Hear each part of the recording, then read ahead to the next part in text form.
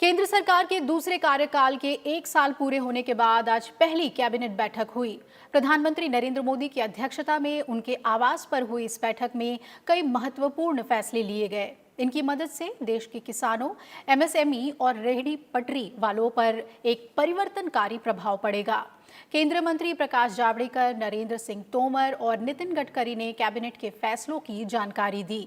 उन्होंने कहा कि इन उपायों से कारोबार करने में आसानी होगी, निवेश आकर्षित होगा और रोजगार पैदा होंगे। आत्मनिर्भर भारत अभियान के तहत केंद्र सरकार ने कई अहम फैसले लिए हैं। सोमवार को हुई कैबिनेट की बैठक में एमएसएमई की परिभाषा बदलने की अनुमति दे दी गई। सूचना और प्रसारण मंत्री प्रकाश जावड़ेकर ने कहा कि सरकार ने एमएसएमई की परिभाषा को और संशोधित किया है। बदलाव के मुताबिक 50 करोड़ तक निवेश वाली इकाई एमएसएमई के तहत आएगी, वहीं 250 करोड़ रुपए तक के कारोबार वाली इकाई भी एमएसएमई के अंतर्गत आएगी। जो प्लांट एंड मशीनरी में इन्वेस्टमेंट होगी, इक्विपमेंट में, वो इन्वेस्टमेंट 50 करोड़ तक रहेगी। जो 20 करोड़ की घोषणा थी वो 50 करोड़ हो गई, और जो टर्नओवर था, जो 100 करोड़ हुआ था, वो 250 करोड़ रुपए हो गया। तो इसके कारण एमएसएमई को काफी बड़ी राहत मिल जाएगी। ये बहुत बड़े प्रमाण पर इसका फायदा हमारे इंडस्ट्री को होगा।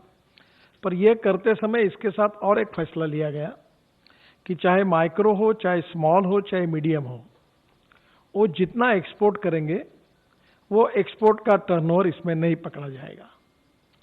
तो एक्सपोर्ट का टर्नओवर इससे बाहर हो गया और ये लिमिट बढ़ गई है, और इसके कारण बहुत बड़ा फायदा इस सेक्टर में होगा। ये जो डिमांड थी ये पूरी हुई है।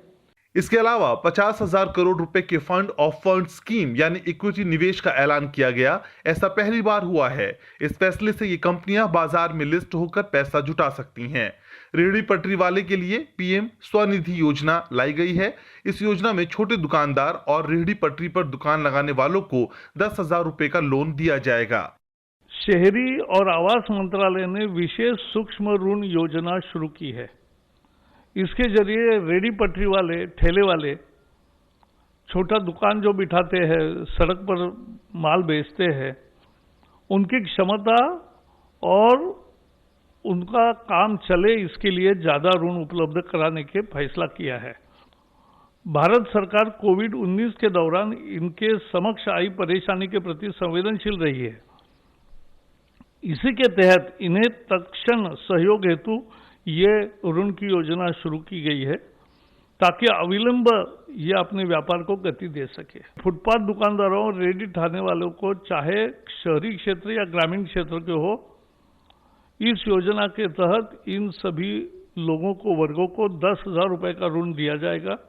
इसे वो मासिक किस्तों में अधिकतम 1 वर्ष के अंदर वापस लौटा सकते।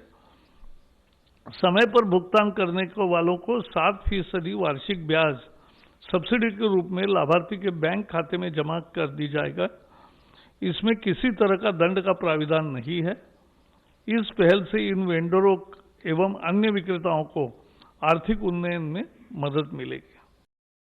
सरकार की तरफ से खरीफ की 14 फसलों के लिए न्यूनतम समर्थन मूल्य को मंजूरी दे दी गई। इसके जरिए किसानों को लागत मूल्य के मुकाबले 50 से 83% ज्यादा मुनाफा मिलेगा।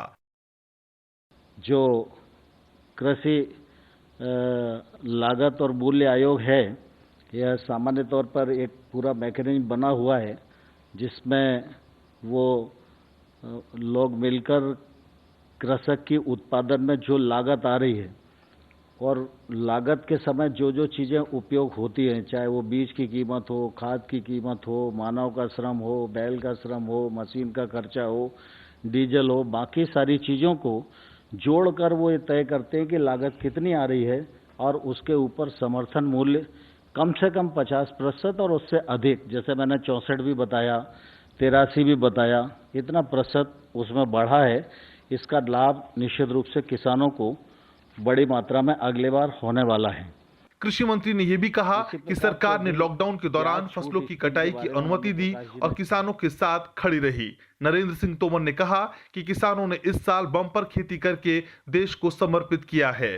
Bureau report, Rajya Sabha TV.